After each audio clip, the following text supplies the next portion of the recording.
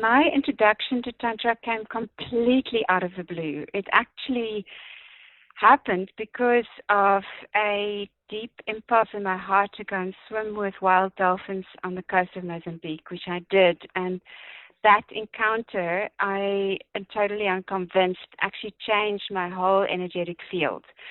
So I came back to my life and didn't fit into it at all anymore, and ended up going for a vision quest, which is a Native American ceremony where you fast and pray for guidance and vision about what the direction of my life was now. And it was in that vision quest that it got revealed to me that my name is now Shakti, which is the name that refers to the feminine sexual principle, and that my work is about that. And then also that I had to go and live in the wilderness for 18 months as my first initiation into this work. And so in that time that I was really living really out in the wild, there was a very, very deep dropping from, my 20s, having finished a PhD and directing organizations, to literally almost not being able to use my mind at all. I was taken deeply into my body, into a very fine listening to the movement of energy in my body, and a very elemental process that then eventually kind of kicked me out the other end and introduced me to some tantric masters that gave me some initiations. And before I knew it, I was off holding space for people in the discovery of this place where our sexuality opens both into the mystical, but also into the psychological, because I do believe that our sexuality is very deeply connected to everything that is happening in these subtle, soft, tender, vulnerable, emotional places inside of us, often not felt or seen. And so in that journey, I really discovered that there is a very different possibility of a way of working with sexual energy, that it's not just about finding the right partner, and if you don't get the right experience sexually, then you dump that partner and you go on to somebody else, but that actually this energy is something that's alive in all of us and that we can cultivate within ourselves. And so therefore this great love for introducing people to what I'm calling tantric self-loving, which is very different from what we know. If we think of self-loving, we think it's like some kind of quick masturbatory action, which is about dropping stress out of your body. But actually there's something much finer and much more beautiful available, which is what I'd like to share with you today.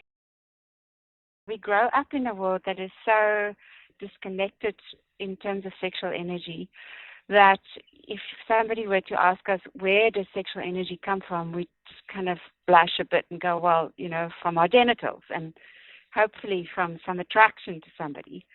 But actually, our sexual energy, as you pointed to, is something much more cosmic, and it does actually come up through the earth. So that is why the Hindu tantric masters, when they talk about awakened sexual energy, which is sexual energy that's infused with consciousness and awareness, that they talk about it as kundalini, which is a force that actually comes up through the earth. So now if we think about the earth as being this massive electromagnetic field that we are residing on and living off, but how enormously cut off we are from it. And then that simply by the recognition that there is an enormous movement of energy that actually wants to enter into our body as this frequency of life itself, life force itself, that awareness itself is already the first step. And then if we can, this doesn't matter if you're living in the center of London, even if you don't have any grass that you can stand on, stand on your balcony and just imagine that you're connecting through standing erect, and just imagining that you're softening your feet, softening the soft paws of your toes and your heels, and and the balls of your feet, and dropping the weight of your body, softening all your joints, your limbs, your neck, your shoulders, your hips, your knees, and then dropping the weight of your body down into the earth and getting into a sense of kind of bouncing, by keeping your feet on the ground. So just allowing that bouncing. And then with that bouncing, if you can let go and let the weight drop into the earth, what will happen is as you bounce up, the energy of the earth comes and starts to shoot up back into your body. And that is the beginning of actually your body opening up to the recognition that sexual energy comes into your body through the earth. And the moment that I discovered that very dramatically was many years ago, just actually after that time of deep immersion in the wild.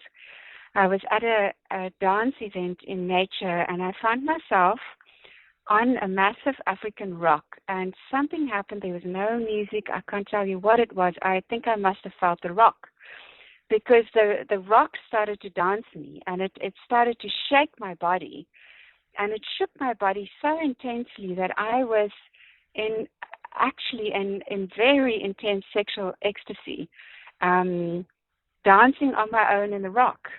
And then somehow that energy took me into the hot springs, and I found myself floating in the water, and this deeply orgasmic energy of the water moving through my body as well, and opening me into a whole different flow, which I'll talk about as it actually points to the second key for tantric self-love. But to realize that actually to open up to our sexual energy means to open up to a cosmic force that is moving through us.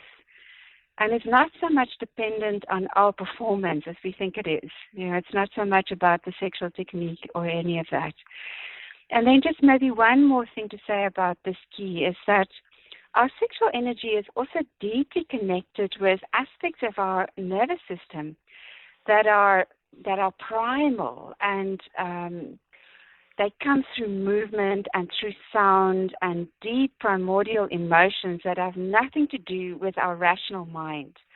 So I find that if I allow my body to actually go into spontaneous, intuitive movements, maybe starting on all fours, and just letting my body start to move and to sound, and sounding the deep gut feelings that are inside my being, that in itself also opens up an enormous floodgate of aliveness that then actually can be felt as sexual energy, even in the genitals, because of the opening of life force that it creates in our body. Because our sexual energy is so connected with that deep primal current of life force that moves through us. In a very real sense, it's an expression of that and of nothing else. For so many of us, when we think about sexuality, there's a certain kind of wiredness to the concept, almost like electricity or lightning, like, intense fire that's running through the body, and that actually becomes quite a burning force. And for me, the factor that really mediates that energy, which is a very powerful energy, sexual energy, as it enters into our bodies, is the quality of sensuality, which is actually connected to the element of water. And so if we're just focusing on sexual energy, then we get into possibly this runaway train focus on getting somewhere with sexual energy. Whereas if we realize that this life force that's now ignited in us is there for us to drop into a deeper enjoyment of actually being in our bodies, a deep, deep enjoyment that doesn't have a goal. I often say that the quality of that is the quality of going nowhere slowly, but also with this question of how much bliss can I stand? Because bliss is a liquid simmering quality. It's not a bonfire.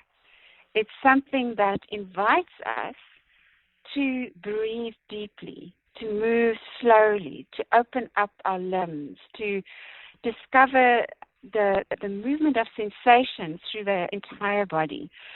And so when I introduce people to this quality of liquid body sensuality, I often suggest when you get into bed at night, take off your clothes and just take some time, or maybe in the morning when you wake up, to simply just move your body and begin with your breath. So deepening the breath so that your entire spine becomes involved with your breath. So if we're just breathing from our heads, the body doesn't really move. But if we deepen the breath and we breathe with our entire body, then it's like the chest opens up, the spine expands, it kind of lifts off, the curve of the spine lifts off the bed, and then maybe when you're breathing out, there's a curving back into the bed, or maybe your spine starts to move much more like a snake or like a cat. And as you breathe, you follow the movements of the breath where it wants to open up more space in your body. And letting everything soften, letting the neck soften, letting your eyes soften, and following the direction of the breath as it expands into your skull, into your pelvis, as it opens up your shoulders, as it drops down into your genitals, as it opens up your legs, your thighs, your knees, your ankles. And everything is given permission to stretch and to move and to roll over and find its own movement. And the sensation of it is like becoming water. So when we become like water, we lose a familiar definition, because water doesn't have a particular shape. So if you look at a rock has a particular shape. Water moves and takes on the shape that is of what it's moving through. And so that quality of allowing your mind to let go of definition of your body and following what feels really good and delicious in your body, because that way you will learn what liquid body sensuality really means. It's a return to that continuous and never-ending figure of eight movement of the in-breath becoming the out-breath, and the out-breath becoming the in-breath, the letting go and the expansion. And with that, the entire body organically, naturally finding the movement that expresses the bigger opening into more space. Maybe this time there's more space in the intercostal muscles. And then in the out-breath, there's a deeper release in the upper chest. And the next time there's an in-breath, it's going down into my belly, and I'm feeling an expansion right into my gut and the back of my spine, below the spine. And then when I breathe out, it's kind of like a deep letting go right into my diaphragm. So following this movement of the body's own intuitive wisdom as it explores what it really means to drop into your own sensual enjoyment of being in a body. This is a discovery I made, Seren, in my late 20s, after I had ended another love affair. And I was on my own, and I thought to myself, what are some of the things that I love about having a lover? And I realized that I love this feeling of stretching and rolling and moving, because it so awakens the sensuality of my body. And so I recognized that I could do this for myself. I could do it on my own. And it's really brought such a huge difference in the way that I relate to myself in loving my own being. But also, when I'm with a lover, that quality, of course, comes in as well. So what we discover in our own self-loving becomes also what we can share with the beloved.